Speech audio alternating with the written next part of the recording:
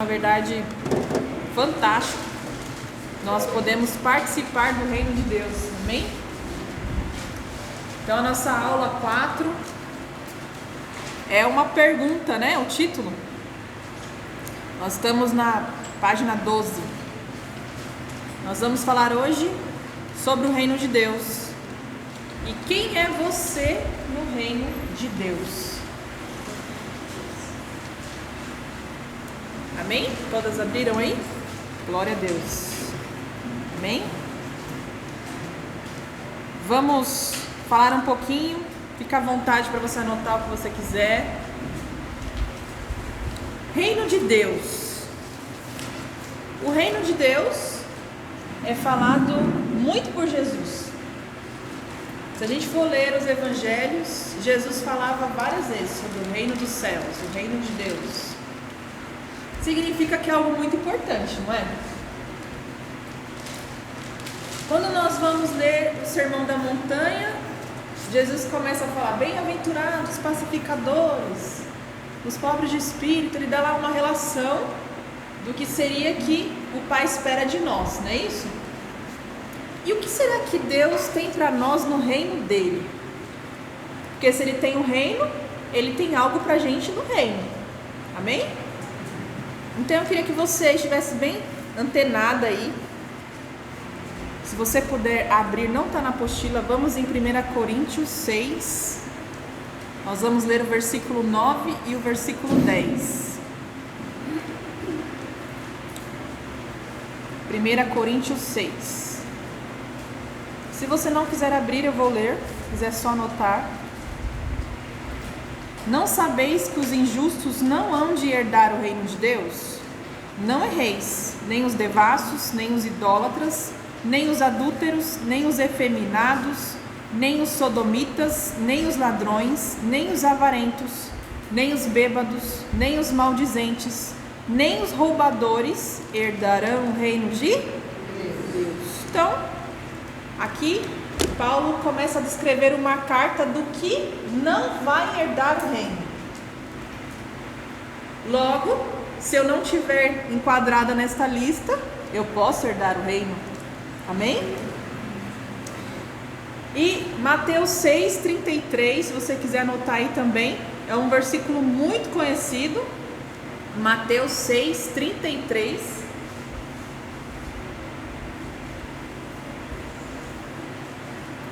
Que diz assim: mas buscai primeiro o reino de Deus e a sua justiça, e todas essas coisas vos serão acrescentadas.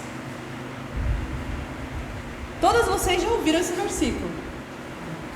Amém? Mais de uma vez.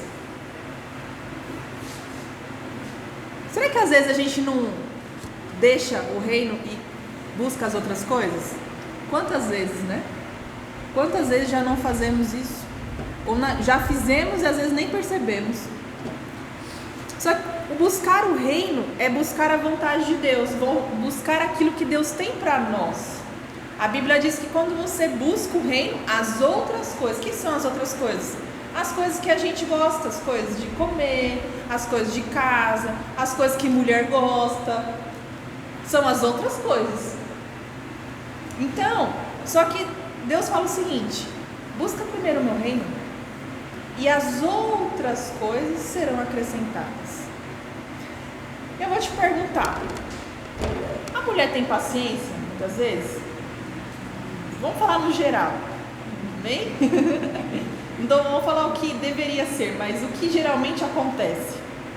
Geralmente a mulher, ela resolve as coisas dela, a do marido, a dos filhos, às vezes da família inteira e às vezes até da igreja. Ela quer resolver tudo. É mentira? Não. Por que às vezes a mulher fica tão cansada? Ah, porque eu tenho muita coisa para fazer. Eu sei que você deve ter mesmo, muitas coisas para fazer. Você deve ter largado muitas coisas para estar aqui hoje. Ou não? Todo mundo largou alguma coisa, largou? Agora, se Deus fala assim para mim: busca primeiro o meu reino e as outras coisas são acrescentadas, significa que eu posso buscar as outras coisas, mas depois. Eu posso fazer meu serviço, mas primeiro eu tenho que pensar no reino. Só que muitas vezes a gente faz as coisas e esquece do reino. Não é assim? A gente resolve tudo. Se der tempo, eu vou pensar o que Deus tem para mim. E essa aula, ela é justamente isso, para você saber, se você ainda não sabe, ou se você já sabe, para você amadurecer isso. O que Deus espera de você no reino dele? Porque se você é do reino de Deus, você tem um lugar no reino de Deus. Amém? Esse lugarzinho aí que você tem, você acha que é como? É um lugar, é uma casa? Como é que é isso? Como é que você imagina? Pode imaginar, amém? Amém? Como que você imagina isso? É uma casinha? É um lugar, uma morada? Jesus fala, né? Eu vou preparar morada, não é isso? Como que você imagina? É um lugar físico? Quando Deus fala que Ele tem um lugar pra gente no céu, não é um lugar físico, é um lugar espiritual, não é isso? Então, nós temos um lugar espiritual em Deus, no reino de quem? Dele, não é isso? Opa, tá ventando, hein? No reino dele. Então, existe uma morada celestial para mim e para você. Só que não é qualquer um que tem esse lugarzinho reservado. Por quê? Tem que estar fora daquela lista que a gente leu em 1 Coríntios, não é isso? Porque se tiver alguma coisa daquela lista que eu esteja enquadrada, não tem como entrar no reino. Não é isso que a Bíblia diz?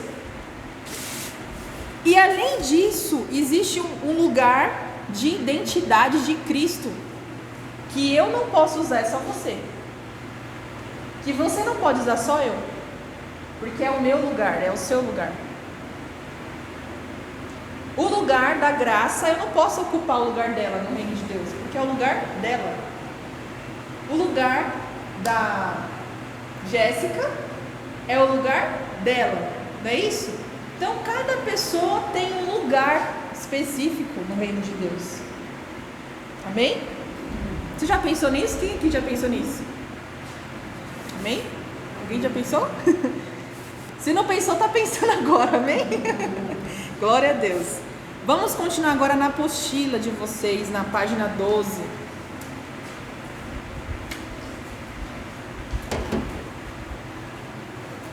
Primeira Pedro, né? Primeira carta de Pedro, versículo 2, 9 e 10 diz assim: Mas vós sois geração eleita, o sacerdócio real, a nação santa, o povo adquirido, para que anuncieis as virtudes daquele que vos chamou das trevas para a sua maravilhosa luz.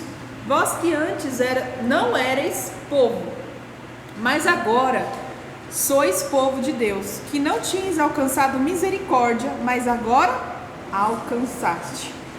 Então, para alguém ter um lugar em Deus, primeiro tem que se achegar a Jesus. Amém? É o primeiro passo.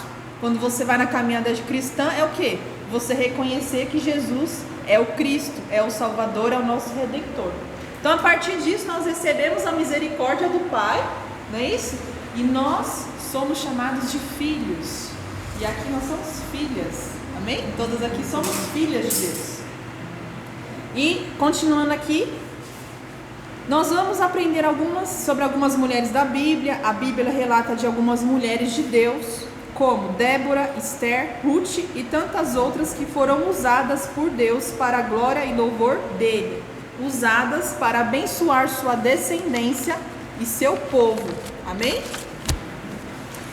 Então, se você for lá em Juízes 5, 1 ao 5, vai falar um pouquinho sobre Débora. Débora era uma mulher de vida com Deus, ousada, serva, adoradora e guardiã da sua família. Já Esther, no livro de Esther, no capítulo 4, vai dizer o quê? Várias coisas sobre a Esther, mas qual a característica mais assim que chama atenção? Ela era uma mulher corajosa e que amava o povo de Deus, mesmo sendo rainha, não esqueceu da sua família. Amém? Ruth, no capítulo 2, 12 de Ruth, mulher que decidiu se converter, mesmo sendo de parentela temente a deuses pagãos, tinha fidelidade e um coração generoso. Então, aqui são uma das mulheres que a Bíblia relata, que a Bíblia conta, que foram usadas por Deus. Amém? Isso no Antigo Testamento. Se no Antigo Testamento Deus já usou mulheres, o que você acha agora? Agora é diferente, porque no Novo Testamento Jesus mudou várias coisas. É claro que Jesus não mudou os princípios. Amém? Vocês conseguem entender isso? Os princípios continuaram os mesmos. Só que ele trouxe uma nova aliança, onde a mulher muitas vezes não podia falar. A gente não falou de Marta e Maria? Hoje a mulher continua tendo, sim, tem a questão do marido, tem a questão de quem que é o líder, quem é o cabeça. Isso aí Jesus não mudou. Amém? Só que hoje você pode fazer sim as coisas na igreja. Você tem sim um lugar a realizar no ministério. Amém? Então Jesus trouxe tudo isso para nós. Nós fomos as que mais recebemos coisas novas. Nós mulheres. Amém? E glória a Deus por isso. Né? Vamos continuar aqui em características de quem pertencem ao reino de Deus. Vamos falar um pouquinho sobre ser filha. Você que tem que ser filha de Deus. João 1, 12 e 13 diz assim: mas a todos quantos receberam, deu-lhes o poder de serem feitos filhos de Deus, aos que creem em seu nome, os que não nasceram da carne, nem da vontade do varão, mas de Deus. Então, para você entrar no reino de Deus, primeiro você tem que ser filha. Então, a primeira característica de quem pertence ao reino de Deus é ser filha. E ser filha não é qualquer coisa. Ser filha dá muito trabalho, porque quer muita renúncia. Filha mesmo tem muita renúncia. Amém? Você tem que estar ligada em Jesus e receber a identidade de Cristo. Estou no 2 aqui. João 15, 3 e 4. Vós já estáis limpos pela palavra que vos tenho falado. Está em mim e eu em vós. Como a vara de si mesma não pode dar fruto se não estiver na videira, assim também vós, se não estiveres em mim. Então você que é filha de Deus, você tem uma identidade em Cristo, você tem que estar na videira. Você tem que estar conectada. Se você sair dali, você não recebe as informações, você não recebe aonde vem a fonte. Que se eu sou a vara, eu estou ali. Jesus é o que me dá o crescimento, é o que me leva para Deus, não é isso? Se eu sair dali, de onde que eu recebo alguma coisa? Não recebo. Então eu tenho que estar conectada com Jesus. Eu tenho que ter identidade com Cristo. Você tem que ter um RG celestial. Você tem um RGzinho? Porque senão você não entra, não é? Chegar lá no céu, não tem como entrar sem um RG celestial. A minha identidade em Cristo, não é a identidade da Eve, é em Cristo. Porque a identidade, cada um tem o seu, né? Você tira o RGzinho aqui no mundo, todo mundo tem identidade, não tem? Agora, identidade em Cristo, aí é outra coisa. É um RG que você não faz aqui no mundo. Ou você recebe de Deus ou você não recebe. Amém? Mas nós recebemos o RG de Cristo. Amém? No 3 aqui, que você é justificada pela fé e recebe paz com Deus. Então Jesus, ele pagou um preço para que nós não sejamos mais inimigos de Deus, não é isso? Então nós não somos mais inimigos, nós somos amigos. Amém? Então, quando você tem a fé justificada em Deus, você recebe a paz. Essa é a paz que o mundo não vai entender. Nossa, mas está acontecendo tudo isso e você está em paz? Sim, por quê? Porque não é a minha paz, é a paz dele. A nossa paz acaba, a paz dele não. Amém? Então, quando você recebe Jesus, você também tem que receber a paz, porque a paz vem dele. É um conjunto. Se você não tem paz, alguma coisa está errada. Ou você ainda não entendeu, ou você está fazendo alguma coisa errada. A filha de Deus tem que ter paz? Tem. Em toda situação, sim. Mesmo que ela não esteja feliz com a situação, mas ela tem que ter paz. São coisas diferentes. Ela pode estar chateada, mas ela tem que ter paz. Porque essa paz não é sua. É dele. Talvez a chateação alguém fez em você, ou você mesmo fez em você. Mas a chateação não é dele. Agora, a paz é dele. É por isso que não termina. Amém? Amém. Romanos 5:5. E a esperança não traz confusão, porquanto o amor de Deus está derramado em nosso coração pelo Espírito Santo que nos foi dado. Então como que eu tenho isso? Através do Espírito Santo. Não tem outro jeito. Quando eu recebo Jesus, eu tenho que ter o Espírito Santo morando em mim. Aí eu tenho paz. Amém? Amém. E aí, continuando, agora você faz parte do corpo de Cristo. Você faz parte da igreja verdadeira. Não é igreja placa, amém? Vocês são de igreja diferente daqui da nossa, né? Aqui também a Ana, né, de outra congregação. Mas eu estou falando da igreja de Cristo, né? Não é a igreja placa, não é a igreja nome, não é o CNPJ. É a igreja que vai para o céu, amém? Que é a igreja verdadeira. Em 1 Coríntios 12:27, que diz assim: ora, vós sois o corpo de Cristo e seus membros em particular. Olha só, nós somos particular de Jesus. Você não é qualquer coisa. Você é nova criatura. Opa! Então, além de ser, eu tenho que ser nova criatura, porque senão também não entro no reino. Amém? 2 Coríntios 5:17. Assim que, se alguém está em Cristo, nova criatura é. As velhas coisas já passaram, eis que tudo se fez novo. Deixa eu te perguntar, o que mudou da sua vida desde quando você conheceu Jesus? Mudou muita coisa? Tem que mudar. Amém? Se não mudou, alguma coisa está errada aí. Tem que mudar muita coisa. E sempre vai ter que mudar, porque Jesus vai nos aperfeiçoando, não é isso? Você não tem que chegar à estatura de varão perfeito? Aqui é varoa, amém? Varoa perfeita, amém? Então, muita coisa quando você se converte tem que mudar. As pessoas têm que te olhar e falar assim: nossa, o que aconteceu com você? Você fazia isso, não faz mais? É. E aquela outra coisa, você não faz também? Também. O problema é que às vezes a gente, eu digo gente no geral, tá, gente? Às vezes as pessoas têm medo que as outras vão falar. E se você tiver medo que as pessoas vão falar, Deus não vai fazer na sua vida. Porque se você está na obediência, você não tem que ter medo.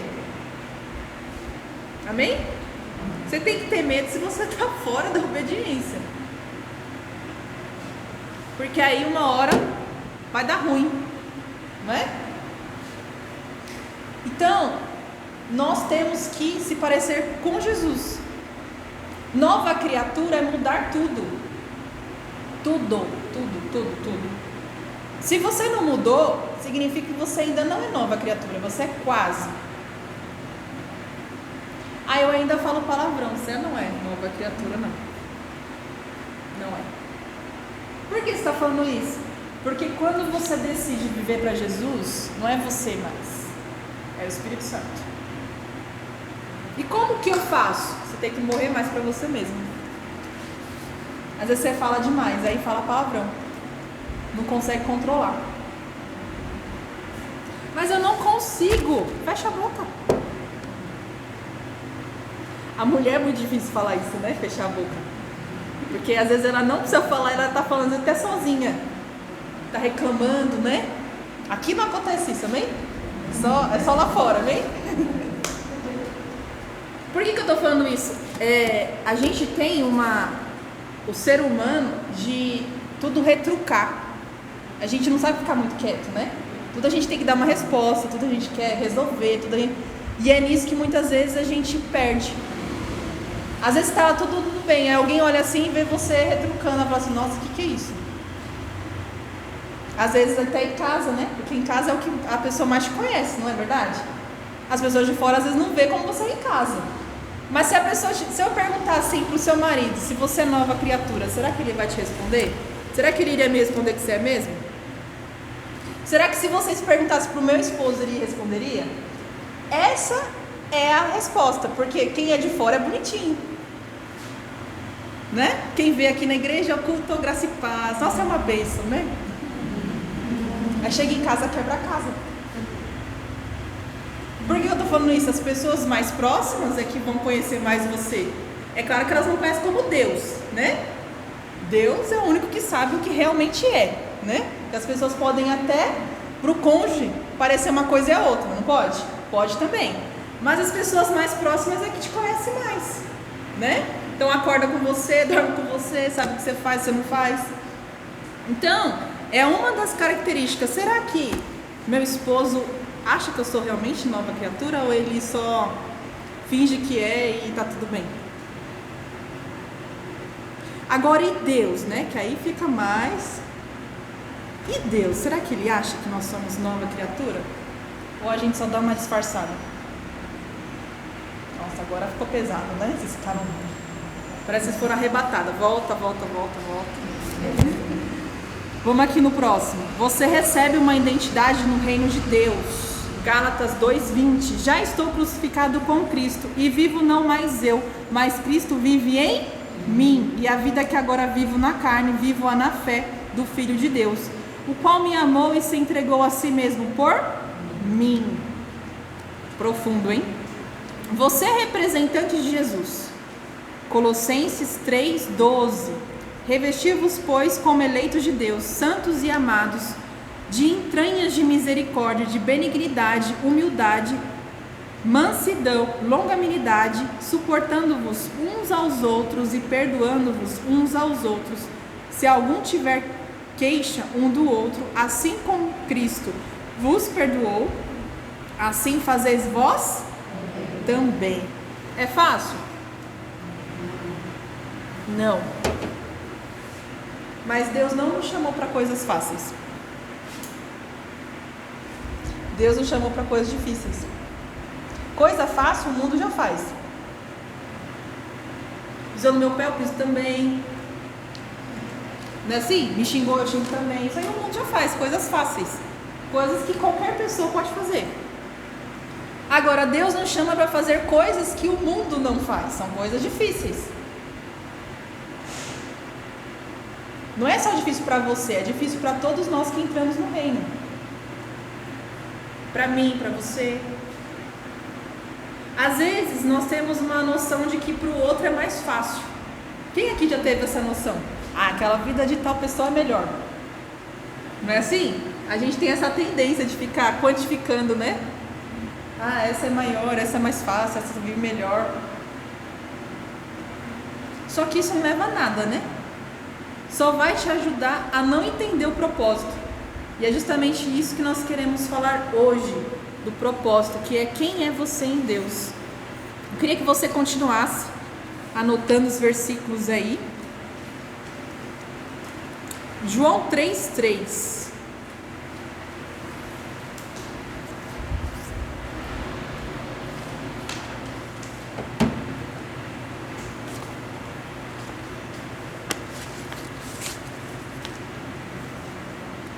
Vou fazer uma pergunta. Quem aqui está vivendo exatamente o que Deus tem para você? Levanta a mão.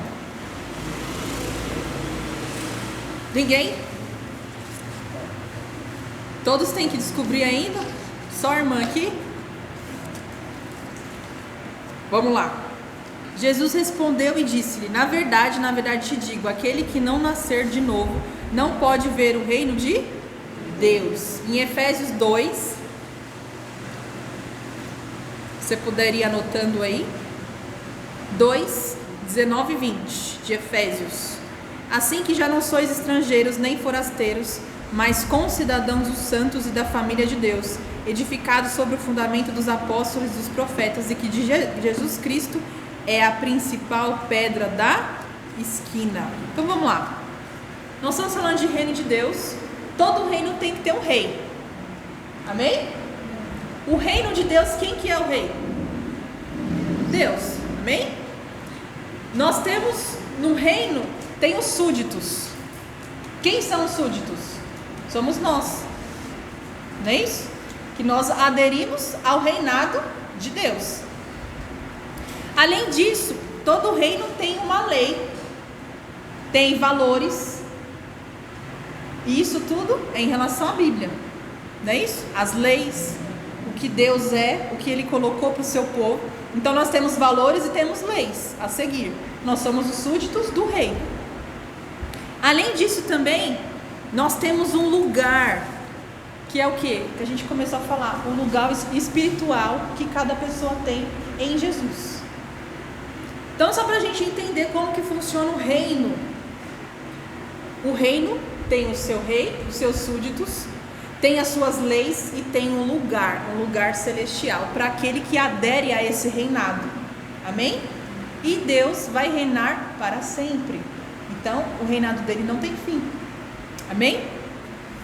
Continuando, vamos em Romanos 14, 17. Quem pode ler esse, por favor? Romanos 14, 17.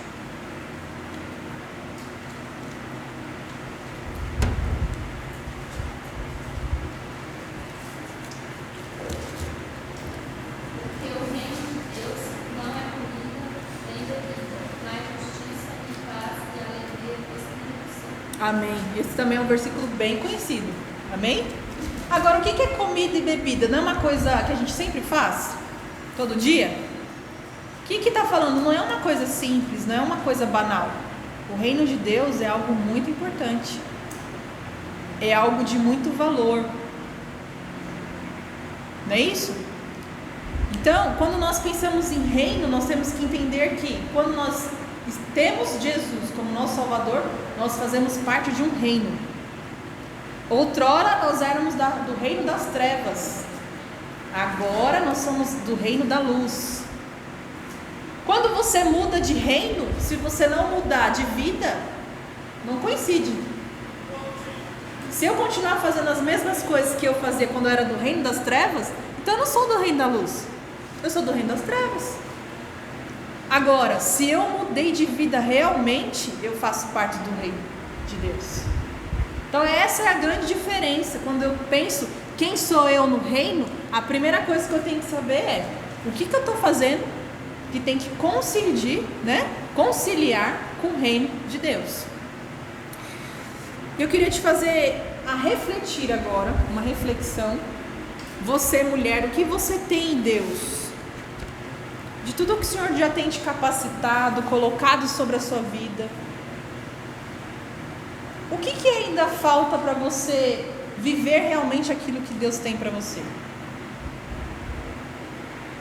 Eu creio que sempre você fazendo essa reflexão, você vai ver que tem coisas ainda que você não entendeu. Talvez tem coisas que você deixou por medo ou por pessoas. Às vezes a gente ouve um não e a gente para no meio do caminho. E esse não nem foi de Deus, foi de alguém, né? E às vezes a gente para, a gente fica ali, não, acho que não é de Deus, já que falaram que não é. E às vezes não é isso, às vezes Deus quer ver a sua persistência. Quer ver se você realmente quer. Porque se eu paro por causa de um não, significa que eu não tenho certeza daquilo. Porque quando eu tenho certeza que Deus falou, independente do que as pessoas falam, eu vou continuar. Amém? Porque senão eu vou estar ouvindo o homem, não a Deus. Muitas vezes a gente perde algumas coisas em Deus porque a gente esquece, deixa pra lá. Mas é que fulano não vai comigo, ou ciclano. Porque não dá pra fazer. Mas é Deus que está te chamando, não são as pessoas. Não são as circunstâncias. Eu queria que você refletisse sobre isso. O que Deus tem para você, amada? Você, específico para você.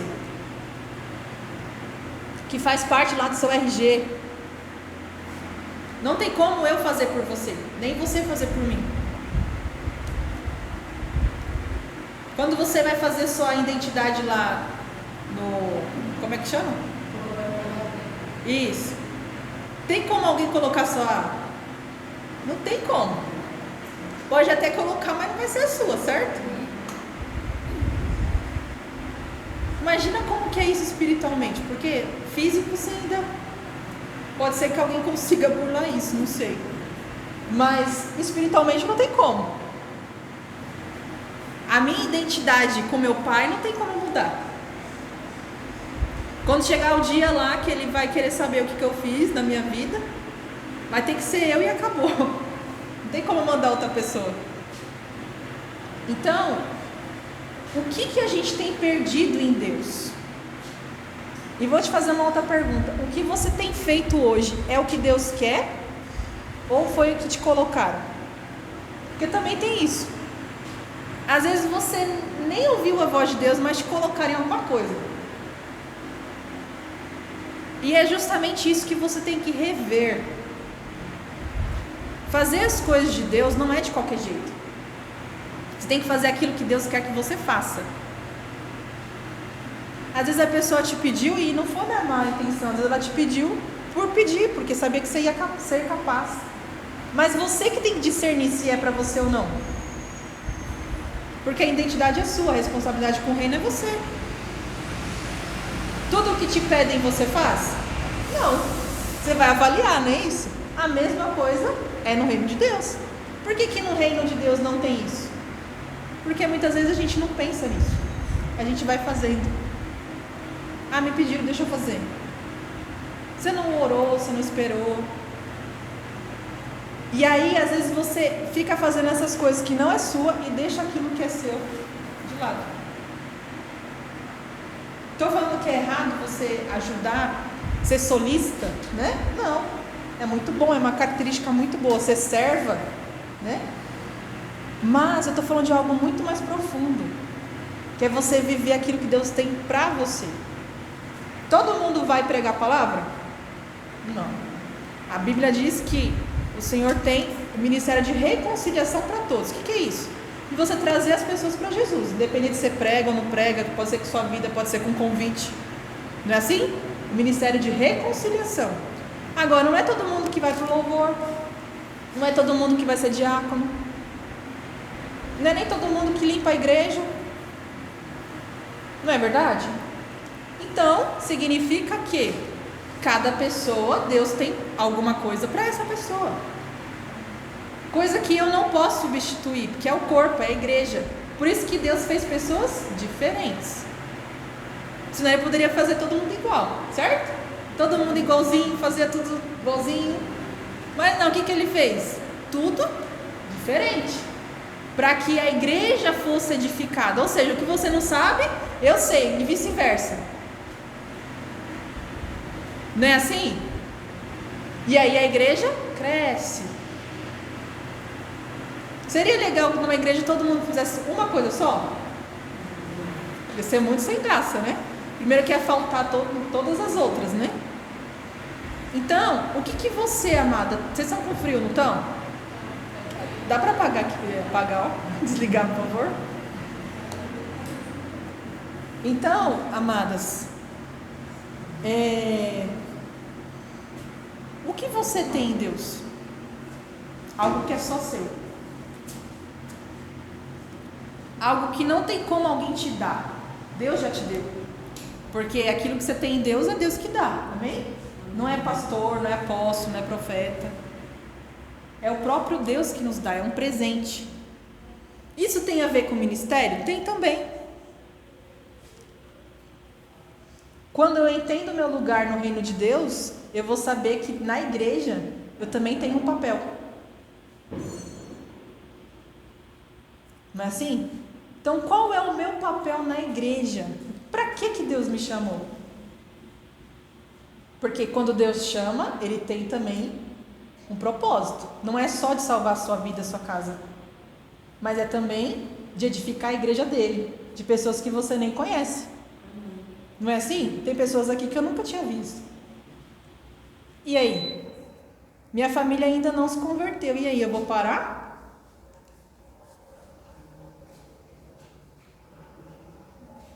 Não. Independente do que ele faça, eu sei que Deus me chamou. Só que muitas pessoas quantificam. Eu só vou fazer isso se Deus fazer aquilo. Eu só vou fazer isso se Deus converter fulano. E Deus não trabalha assim. Primeiro que Ele não precisa disso, amém? Se você não quiser, se eu não quiser, Ele levanta outra. Ele não depende de mim, de você. Ele conta, ó, eu espero que você faça aquilo que eu tenho para você. Mas se você não fizer, eu não vou depender disso. Porque Deus não depende de nós que dependemos dele. Não é isso? Então, agora, já que a gente tem esse presente, o que eu estou fazendo com esse presente? Será que eu estou jogando ele no lixo? Porque quando eu não faço aquilo que Deus tem para mim, eu joguei no lixo. Eu não dei valor. Eu queria que você pensasse agora uns minutinhos. Se você quiser fechar seus olhos, se você quiser abaixar sua cabeça. Pensa agora o que o Senhor tem para você. Comece a estar aberta àquilo que Deus tem e quer fazer em você e através de você. Porque o propósito que Deus tem sobre a sua vida é um presente. É algo que Ele escolheu específico para você. Ele tem capacitação para você realizar isso. Porque quando Ele te chama, Ele te capacita. Não é porque você sabe, não é porque você é boa nisso, mas é porque Ele te capacita. As ferramentas vêm dEle, a força, a coragem vem dEle, a sabedoria, a revelação.